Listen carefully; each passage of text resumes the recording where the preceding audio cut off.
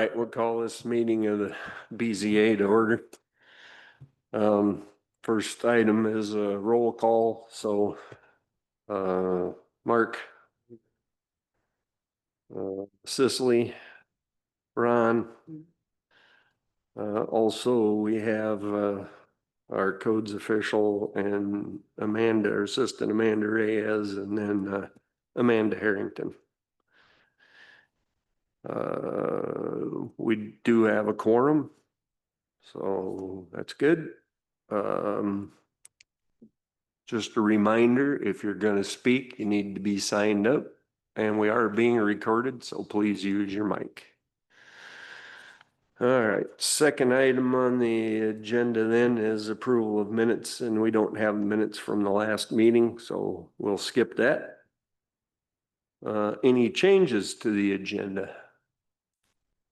If not, I'll entertain a motion to approve agenda as presented. Make a motion to approve the agenda. I guess I'll second it. Motion by Mark, second by Cicely to approve the agenda as presented. All those in favor say aye. Aye. Opposed, nay. Motion carries. All right, next item on the agenda is officer election for 25-26. I guess we'll start with chairman. I make a motion to make Paul chair. I second it. Any other nominations? So we have a motion and a second that I remain chair. All those in favor say aye. Aye. Opposed, nay. Motion carries. All right, vice chairman's next. Make a motion, we nominate Mark. Second that. Okay, we have a motion and a second for Mark Presley to remain as vice chair. All those in favor say aye. Opposed, nay. Motion carries. Sorry, Mark, you're outvoted.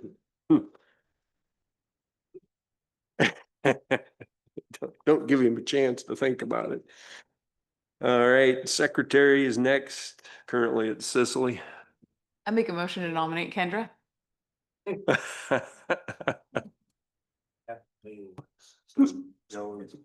the meeting. Second. Second.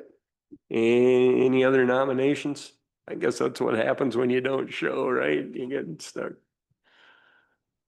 All right, I have a motion and a second for Kendra to take over as secretary. All those in favor say aye. Aye. Opposed, nay. She's Ron, sorry. All right, I think that's it for officers, huh? No. Public hearing, anybody got something they want to say? Okay, and we'll move on to old business then. Any old business? None that I'm aware of. No old business, so we're on to new business. And that is the major home occupation for meat processing company Ratlin Bridge. So you got something you'd like to say to us? Please make sure you turn the mic on.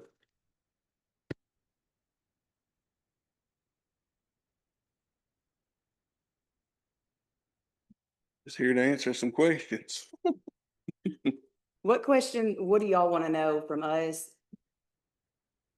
What do we need to explain? Yeah.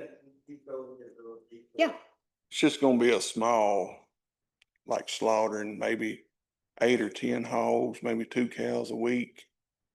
You know, and I'll do my own processing on my own farm for my own animals also.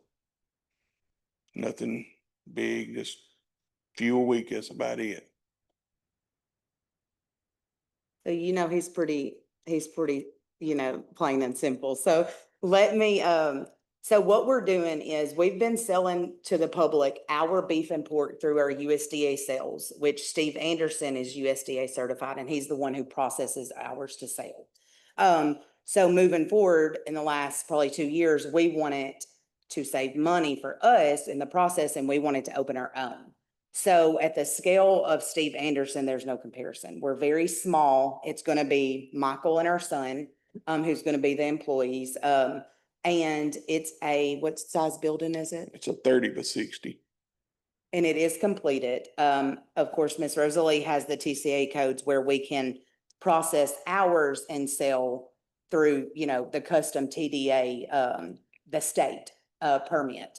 But what we're here for specifically is to be able to process for the public. And so that means if Mr. Ryan, you was to want to bring a cow to us, that's where the ordinance is live. That's why we're here, for y'all to approve that. I know Ms. Rosalie and I have spoke before, but as far as the traffic, it'll be very minimal. We already have a pretty influx in traffic, for our meat sales. So, that will not differ much at all. As far as the sign variants, I know, we have already got our sign made. It is a 5 by 5. So I would request for us to do a sign variance if possible, for a little bit of a larger sign, if that is possible. And other than that, whatever questions you'll have, I know a lot of people aren't familiar with this because we are going to be the only one, well, the first one in the county limits for meat processing. So whatever questions y'all have for us. So it sounds like we've got 2 questions before you all tonight. So we've got first is the special question of the home occupation, which is not going to be a variance. It's not an administrative review and it's not truly a special exception. So it's one of those special questions that pop up. We didn't really get into that into our BZA training the other day, but it is something that comes before you all per your resolution. And it sounds also now that we've got a request for a variance on size of the sign. So when you all are doing your deliberations, I request that you all be mindful of your language. Besides cussing, but don't use the terms variance or anything like that because that's not what they're asking for the major home occupation portion of your deliberations. And the 2 are separate, so we'll have to handle the 2 separate. I missed it. How many do you anticipate doing a week? 8 to 10 hogs a week is about all I can handle, and maybe 2 or 3 cows. Depends on how it falls.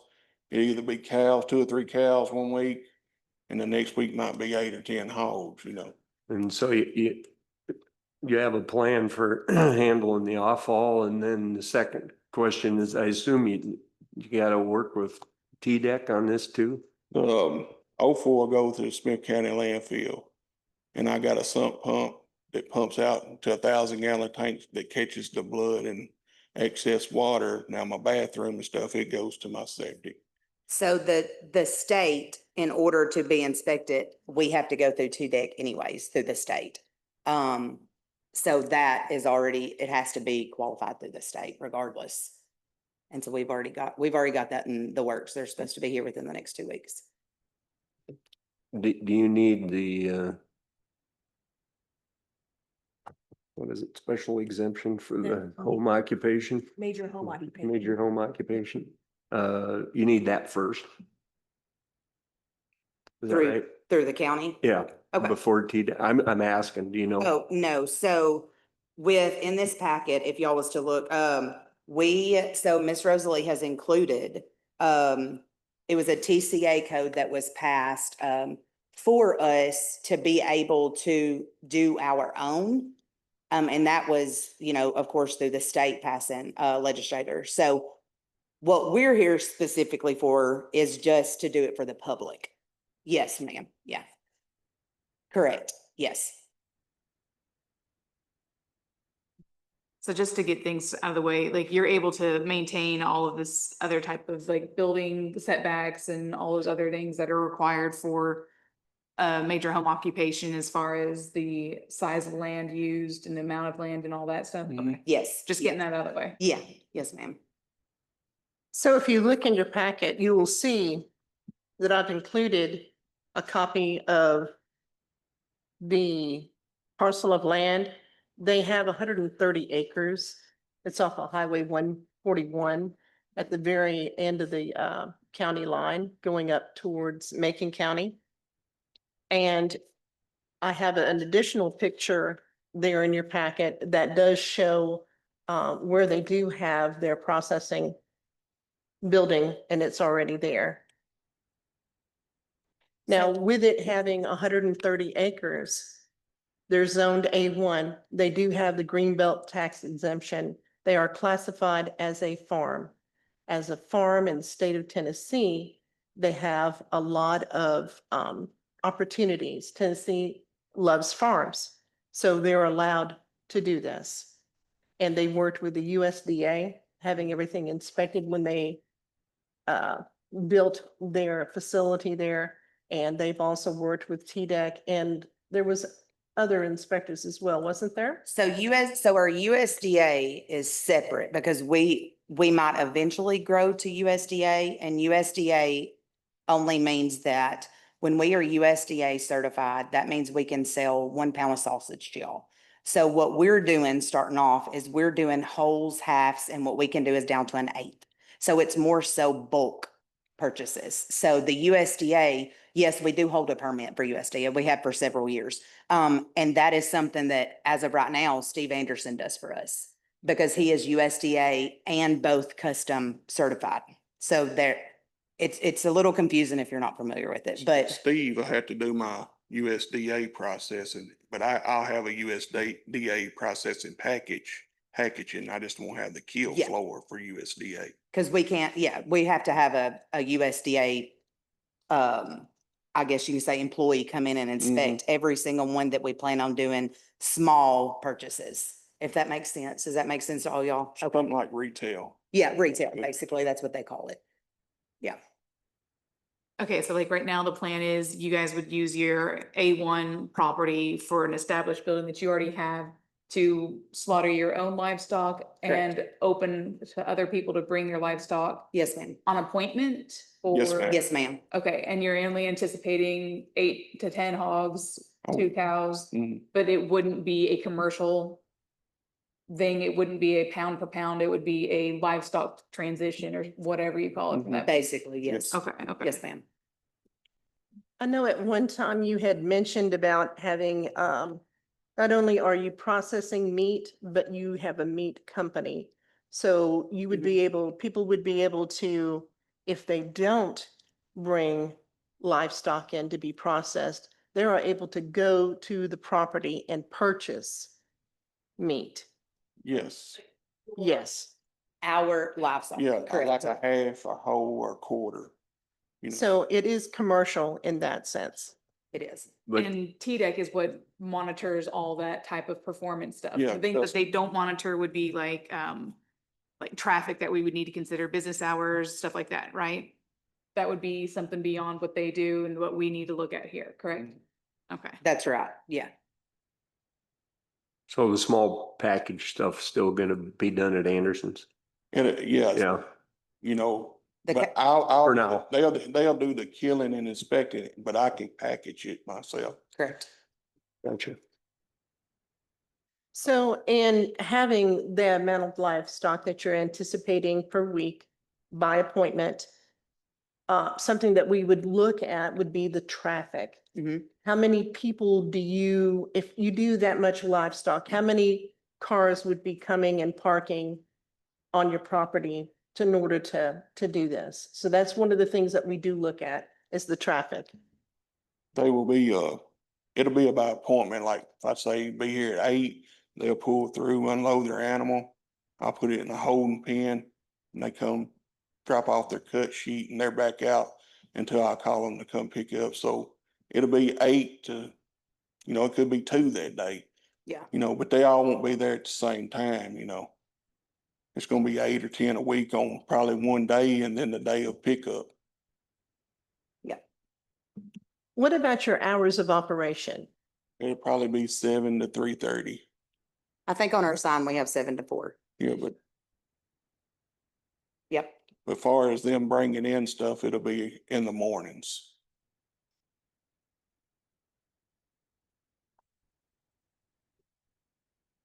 So Mondays, for the most part, is gonna be our drop-off dates, because there is a strict guideline of how long the meat has to sit in the cooler. You know, there is strict guidelines that you have to be knowledgeable of. So on Mondays will be that's what he's chosen for the drop-off dates, is Mondays. And then for the most part, Fridays, I believe, that's It'll be- gonna be pickup. It won't be the same Friday. It had to be the following For Friday bacon. because, you know, you gotta cure stuff and Yeah. the hanging time and stuff like that.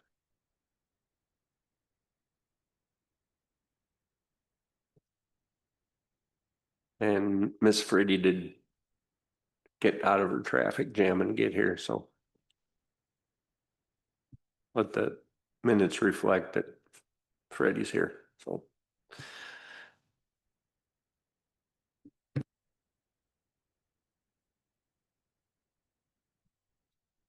Now, we're just going to handle this part of it and assign later. Is that what how we plan to operate on this? Okay.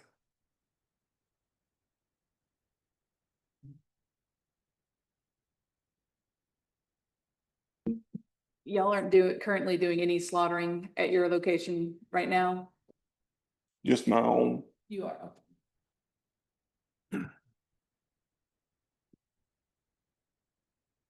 Are you familiar with this road? Is it a very wide road? Is there any issues with that? I mean, I can't think of anything that would be a problem. Yeah. Get it to. Okay. But they do have a long driveway off. it, Yeah. so- And a bridge. In a bridge. That's why it's Rattling Bridge Got to cross the creek. across the creek, yep.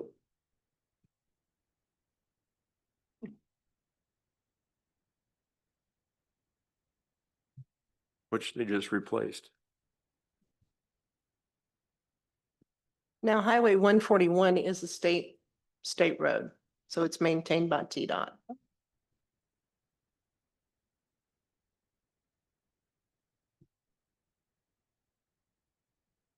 Any more questions for them? I'd like to make a motion to approve the major home operation.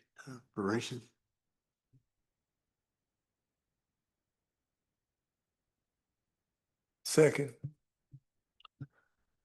So I have a motion by Mark and a second by Ron to approve the major home occupation. Any further discussion? Seeing none, we'll proceed to vote. All those in favor say aye. Aye. Opposed, nay. Motion carries. Congratulations. Do I have to abstain since I didn't? No. Okay. Okay, on to the variance now for the sign. Our sign ordinances are very restrictive. Is there there's a copy? Oh, there it is. In the packet.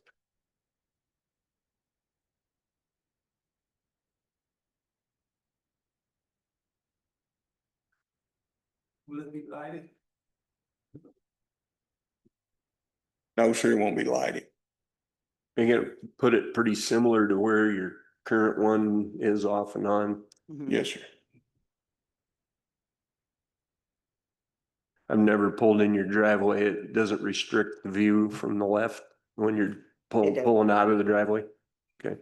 That's kind of why we put it a little back a little, because we are always pulling equipment out of there, so.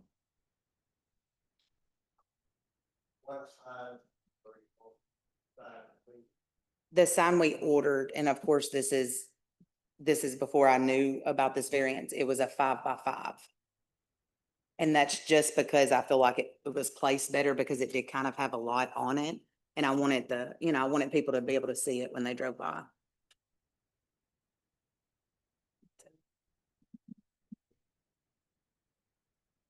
Will this be the only sign, or will you be also placing signs like on the building and closer to your property or anything else? It'll be the only sign besides parking signs and customer pull-throughs and stuff like that.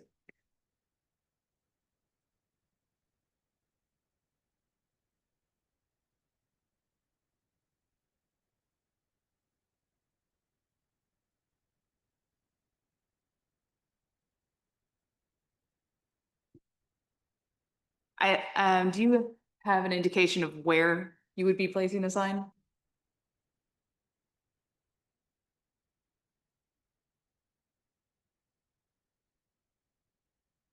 Okay, so if you look on this page.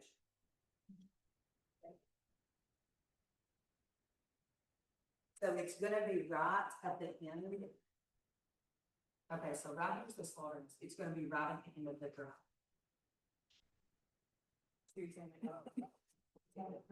So it's gonna be on this.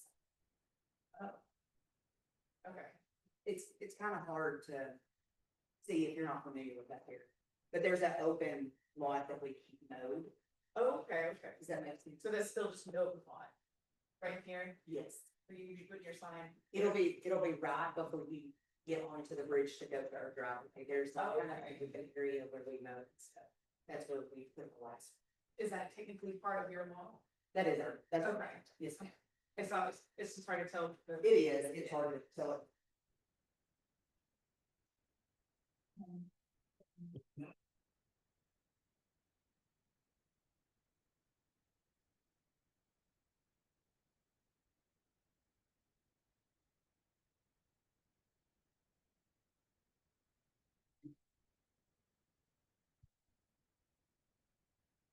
Any more questions on the sign?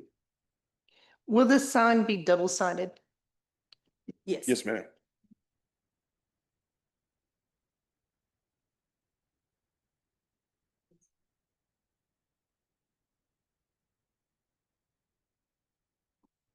And this one is actually, I guess I didn't even make myself clear, but this one right here is where the slaughterhouse is. That's our slaughterhouse. So we have a shop and then we have our house. And so the slaughterhouse is gonna be at the lowest building. Yeah, it'll be the on left the side of page. the house.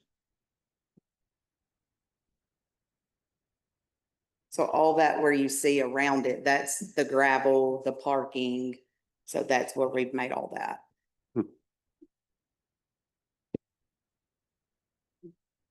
Mhm.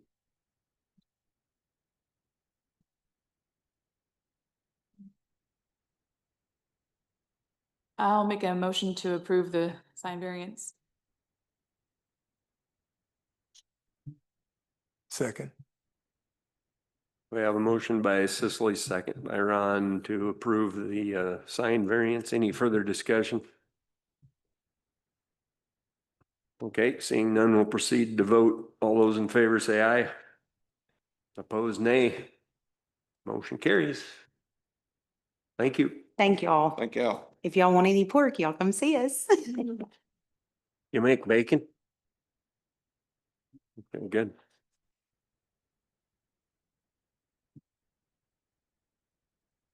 All right, next thing on the agenda then. I guess we're into some training.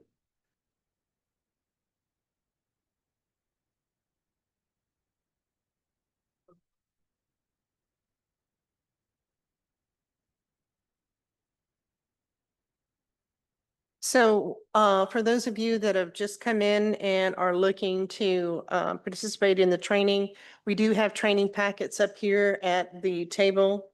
If you would like to go ahead and sign in saying that you've attended this training, and you can pick up a packet. And the packet looks like this: it's zoning, land use, city ordinances, and the permitting process.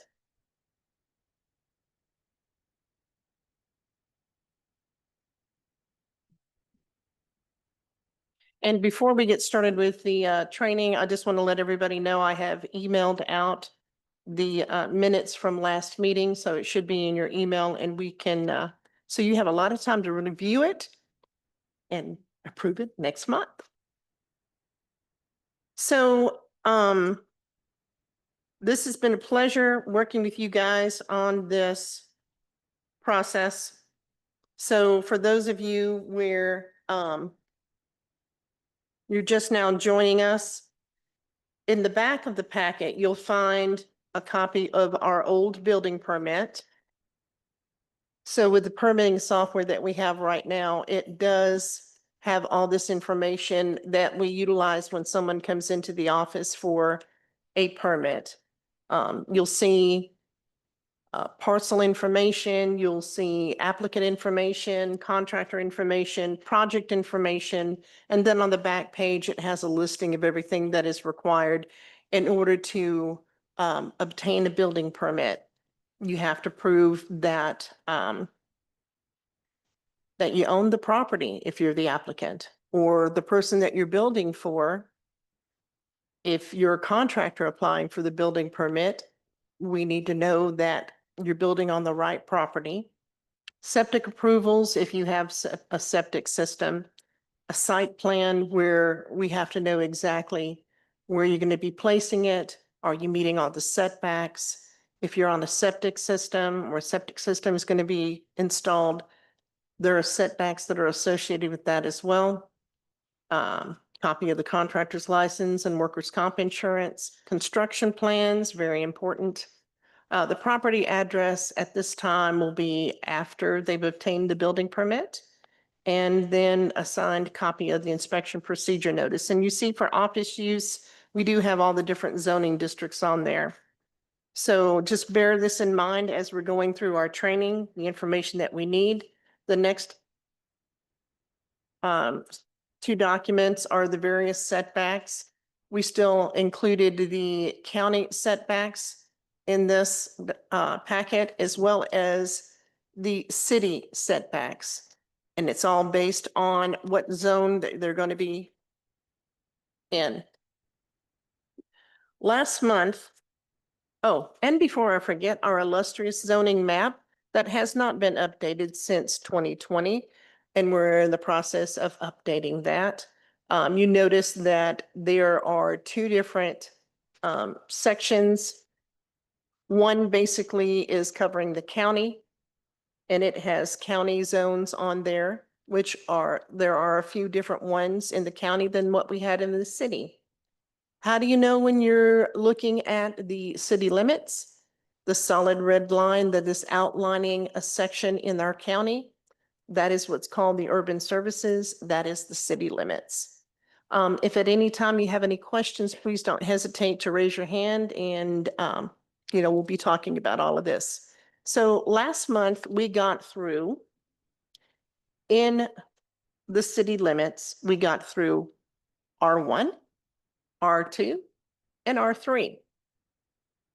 So moving along, we are going to be looking at the C1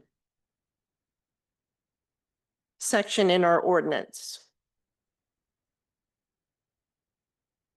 And you will find it towards the middle of the packet, and the C1 will be highlighted.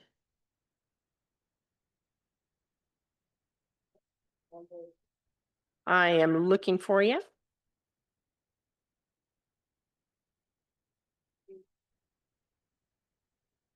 There we go. And that one is not highlighted.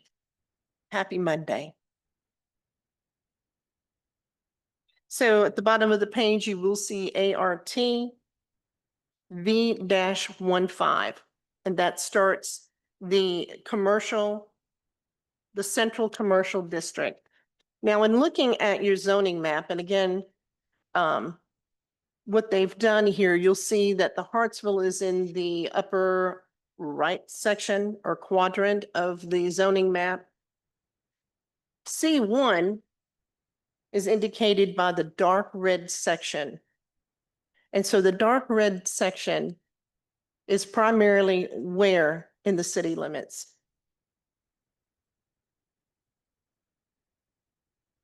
Can you tell?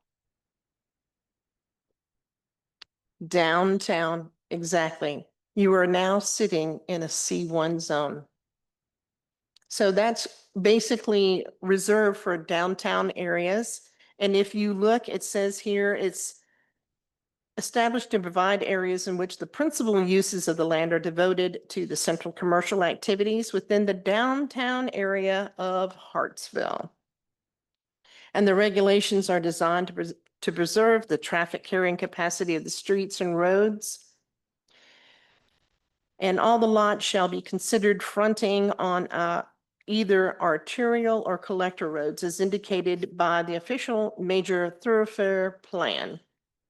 Now, in C1, just as we have looked at all the other zones, C1, the allowed uses, there's administrative services, community assembly, which includes civic, social, fraternal, philanthropic, private clubs, lodges, and temporary nonprofit festivals, which is held over there at the park. Cultural and recreational services, libraries, museums, parks, playgrounds. And then item number 4, essential services. Remember, we see this in every single zone. 5 is healthcare facilities, including rehabilitation, convalescent homes, hospitals, medical clinics, boarding and rooming homes, laundromats, automotive parking lot and garages, automotive services, sale of building materials. So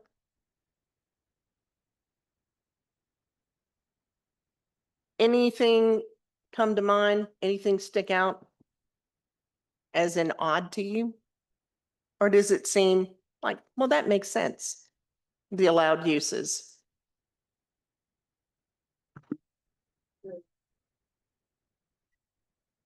So, Drugstores and markets, that sticks out to me. what's that? Drugstores and markets, Drugstores and markets, Yeah. okay. not allowed. If I'm reading this right, that's what it says.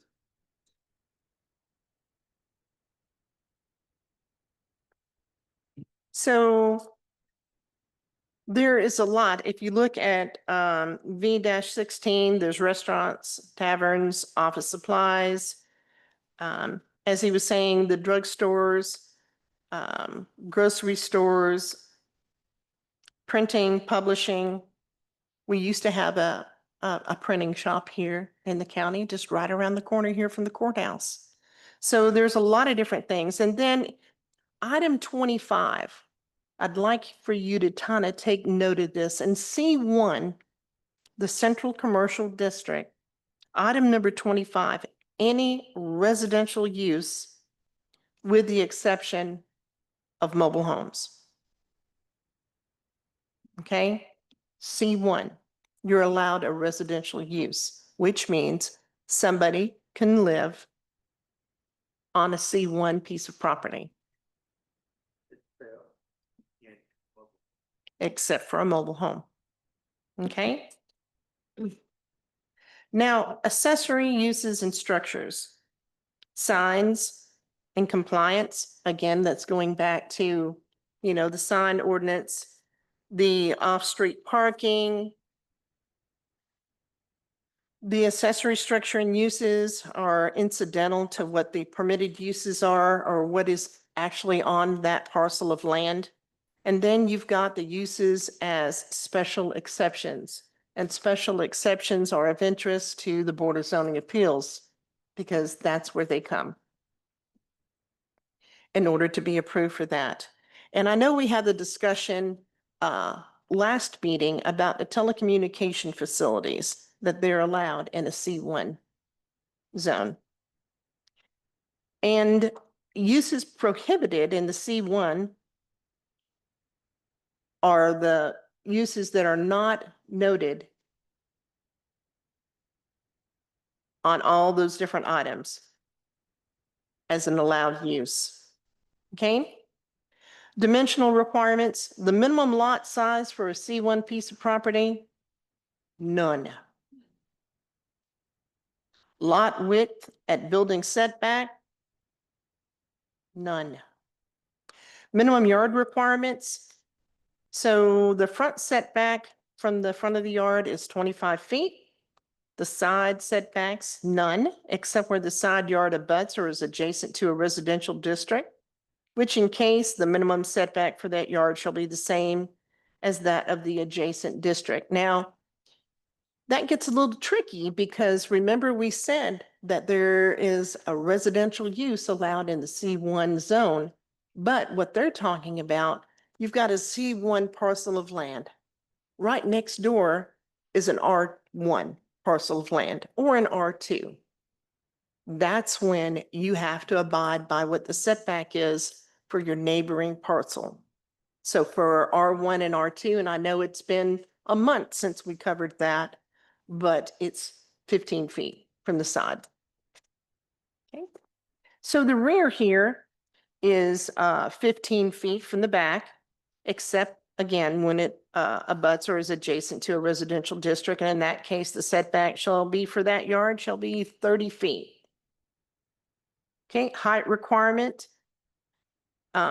shall not exceed 35 feet or 3 stories in height, and no accessory structure shall exceed 2 stories in height. And we covered that last month. Why is that they put that on there? Why do you not want a building taller than 3 stories? Fire. Because they need to be able to have access to that and be able to use their fire truck. So the parking space requirements, again, listed in another section of the ordinance. The landscaping is also listed in another section. So we have now covered C1 Central Commercial District. So when, yes, ma'am. Just for fun. Would you please use your mic? Thank you. What would happen if you do have like a row of C1s established where the rule is to use the setbacks of the lot next to you? And the lot next to you doesn't have a predefined setback. Do you have to like just trail it to the closest one that does have an actual dimension? So that only pertains to the parcel of land that abuts the residential lot. So because the C1 would be next to another C1 in your example. So, no. Okay. Any other questions before we move on to C2?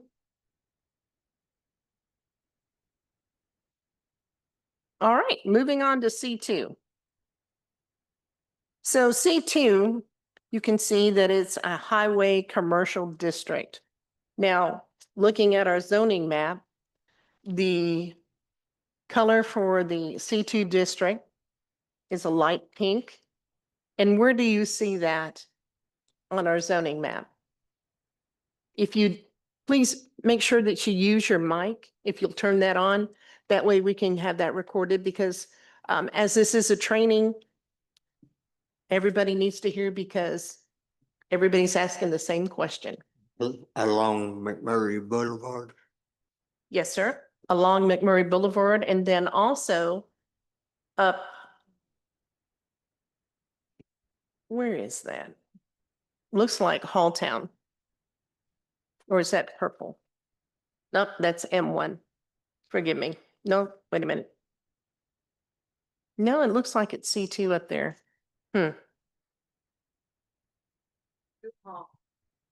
New Hall. There we go. Yeah. Okay. Part of it's C2. So C2, the district is described as devoted to general and highway commercial activities. And for those of you that take an interest in the Planning Commission, when they have items coming before them, they always look at, okay, if it's along McMurray Boulevard, if it's a Highway 25, there is that corridor, we make sure that they keep a C2 zone, say for instance, Rolling Meadows. Rolling Meadows is a subdivision and they kept the front road frontage along McMurray Boulevard as C2 commercial so that they would have that corridor there. And any of the other items that are being brought to planning, we always mention that. Keep the C2. Okay, so regulations are designed to preserve the traffic carrying capacity of the streets and roads in Hartsville.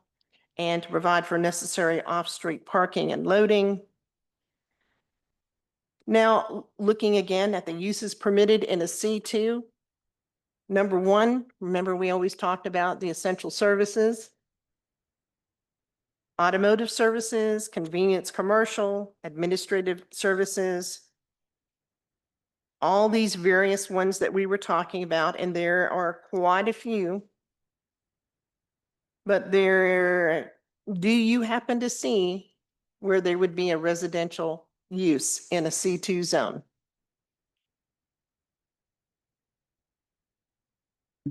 Nope. Not there. No. So number 8, boarding and rooming homes is like hotels, motels. Not necessarily. That is something, say for instance, you rent out a room. Things of that nature. Would you like to chime in, Amanda, and give a little more definition to the rooming and boarding homes? Sure, those can be like transient habitation, boarding rooms, halfway houses, those sort of things. So not quite as commercial as a hotel or motel. Mhm.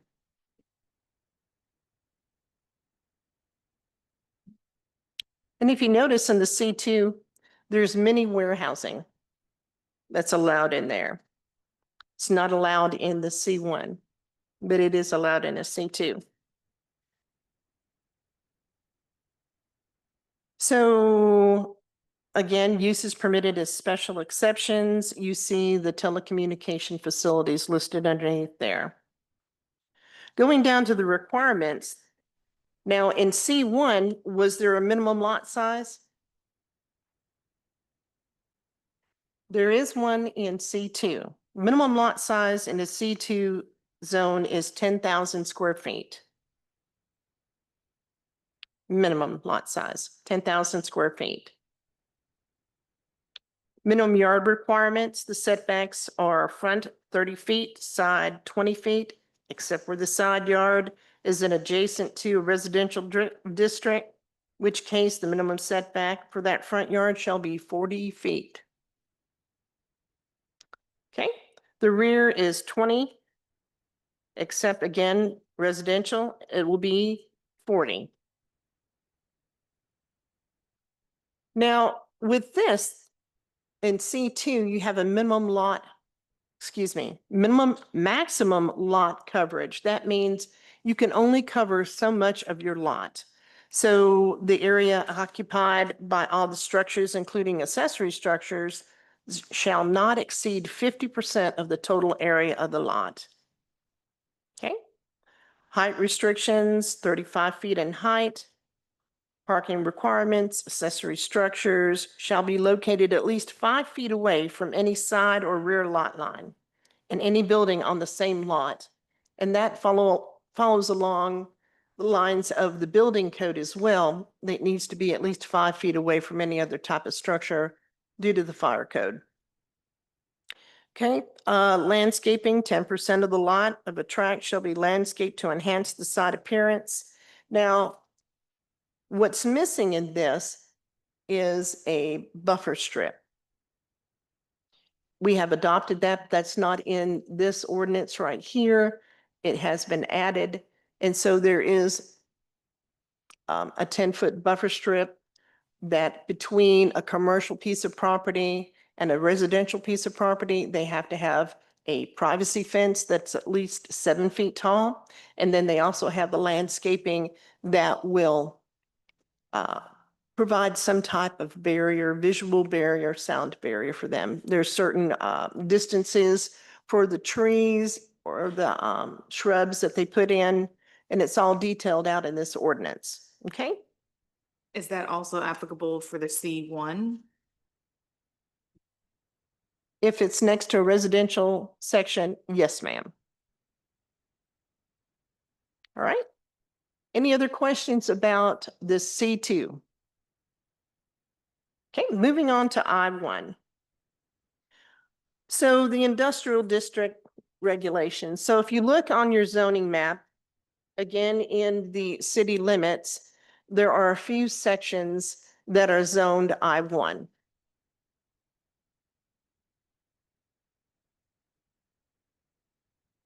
Now, the colors here on this map are rather dim for the I-1. I don't know why it didn't come out darker. But if you were looking in the larger one, so over there, off of East Main, where the highway department is and the health department, there are 3 lots that are zoned I-1. Behind the administration building, over there where the Garrett Brothers are, right across from where the new field house is being put in, there's that whole section there on Planter Street where it is also zoned I-1.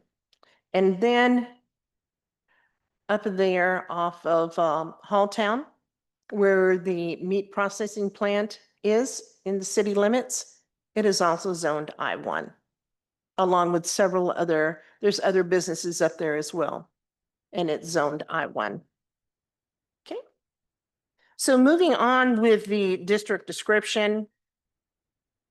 So it's for types of industrial activities by reason of volume of raw material or freight, scale of operation, type of structures required, or other similar characteristics requires a location relatively well segregated from non-industrial uses. Uses permitted in I-1. Number 1, there it is again, essential services. Animal care and veterinary clinics in I-1.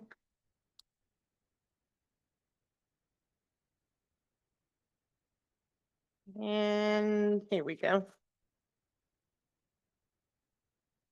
The sale of building materials, construction sales, restaurants, taverns, liquor stores, drive-in restaurants, fast food restaurants, wholesale, mini warehousing facilities, junk automobile wrecking and scrap operations, public park, recreational facilities, and the list goes on, all the way down to a tailor shop, healthcare facilities, limited manufacturing facilities,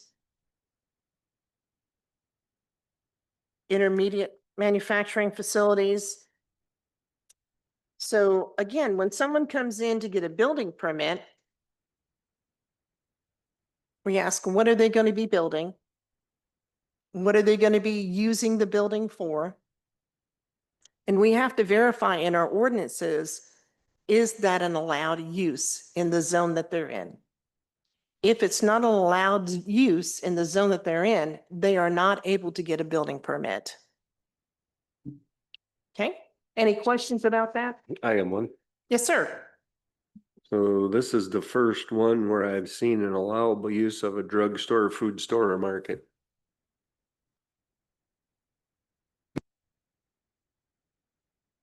This is the first designation where I've seen the allowable use of a drugstore, food store, or market.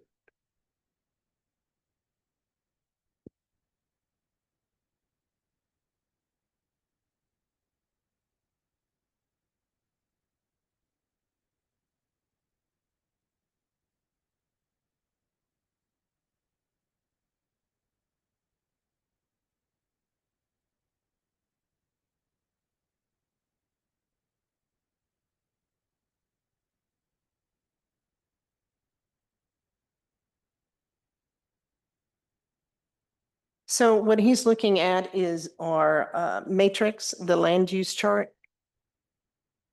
And that needs to be updated. C2 does allow for grocery and drugstores. The land use charts.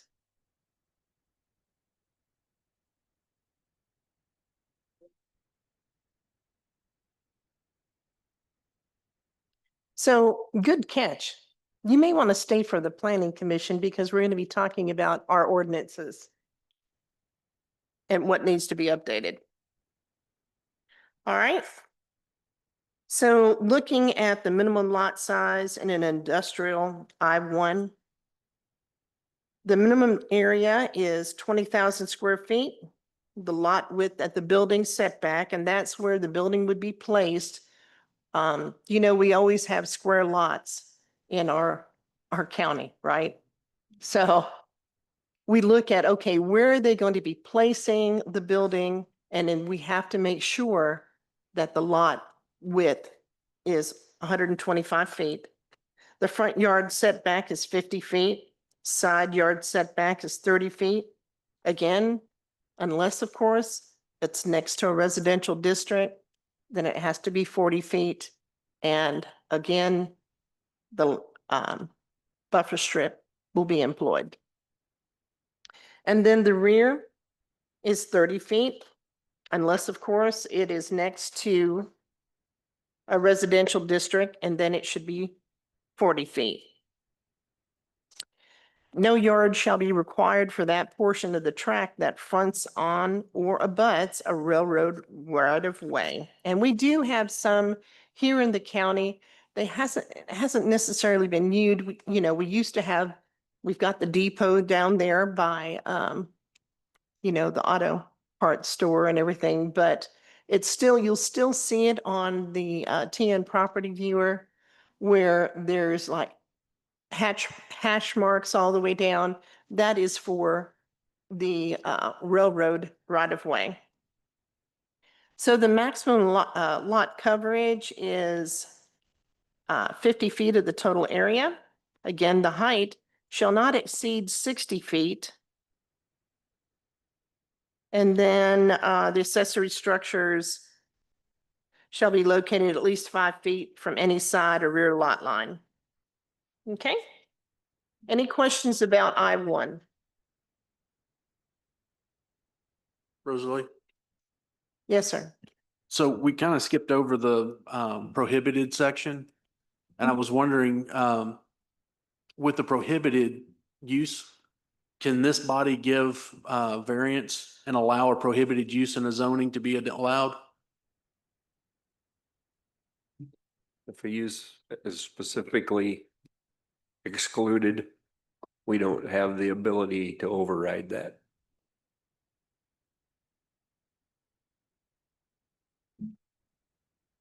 Okay, any other questions?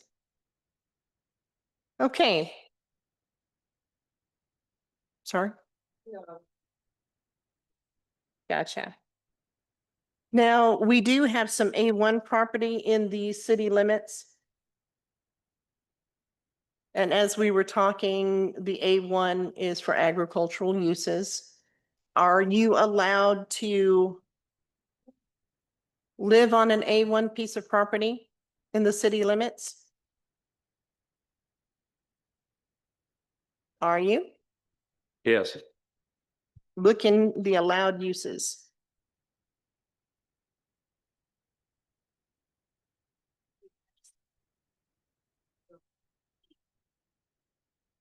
So in our ordinance, detached dwellings, item number 4 on the uses permitted are single family and 2-family duplexes.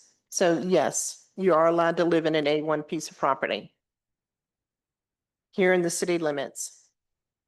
So, and essential services is item number 5.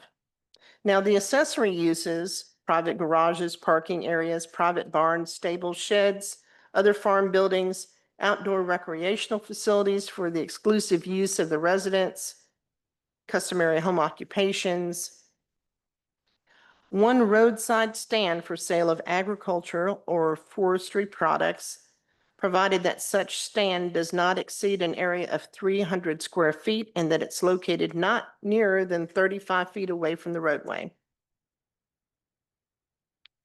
And then all these different uses of special exceptions, and I'll let you read that.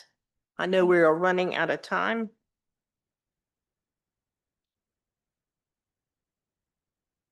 Going into the lot width, it says here in these ordinances, and this again has been amended, the minimum lot acreage for an A1 piece of property is 3 acres. Okay. And the setbacks are 75 feet from the front, 40 feet from the side, and 60 feet from the rear. Okay. It's 3 acres. That has been updated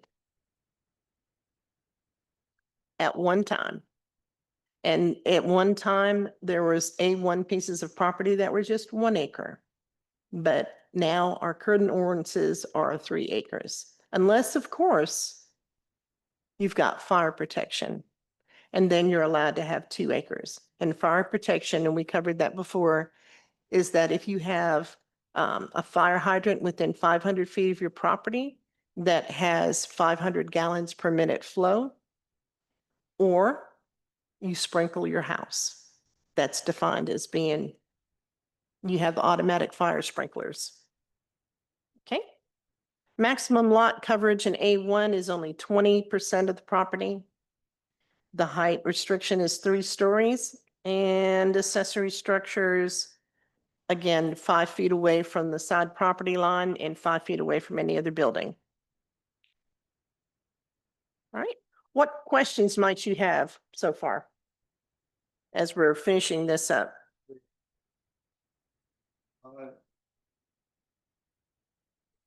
Roadway, Mark. With land like where the fire hall, near the fire hall and stuff is in a flood zone, could you explain a little bit of the floodplain zoning? Well, unfortunately, we have run out of time. If you'd like to continue training next month, dealing with floodplains and what we need to do with that, because there are, Trousdale County is blessed with a lot of water. Creeks, rivers, things of that nature, and we do have a lot of different flood zones. But that's an excellent question. Thank you. Okay, next thing on the agenda is report from the chairman. I don't have anything except I neglected to tell Scruggses that their major home occupation was only good for 3 years and then they had to come back to us. So when we will issue them something, we remind them of that. Okay. Rosalie, you got anything you want to tell us about the office in general? We are still issuing building permits, and it hasn't really slowed down. Construction on the various commercial projects that we have going on are moving steadily along. You can tell TCAT is almost having all their walls poured and their foundations, so that's great. And the field house is moving along as well. So there we go. Anybody on the committee have any closing remarks? If not, entertain a motion to adjourn. Motion to adjourn. Second, Fred. Motion by Mark, second by Ms. Freddie to adjourn. All those in favor say aye. Aye. We're adjourned.